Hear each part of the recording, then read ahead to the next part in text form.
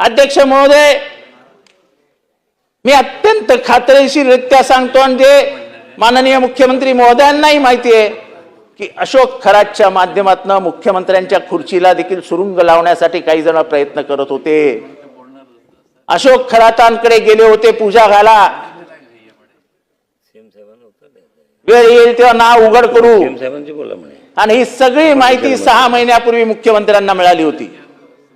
बैठका झाला अशोक खरातांबरोबर झाल्या आणि अशोक खरातांनी सांगितलं आम्हाला थोडे दिवस द्या, मुख्यमंत्री घरी गेलेले असतील।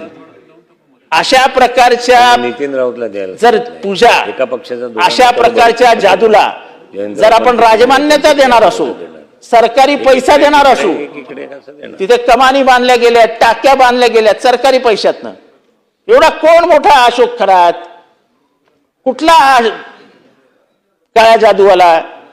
पण वाईट ह्या गोष्टीचं वाटतं या तुकारामाच्या महाराष्ट्रामध्ये, ज्ञानेश्वराच्या महाराष्ट्रामध्ये, या शिवरायांच्या महाराष्ट्रामध्ये आपण काळ्या जादूला इतकी मान्यता द्यायला लागलो की राजकारणात काळ्या जादूनी काहीही होऊ शकतं असं समस्त आमदारांना वाटायला लागलं।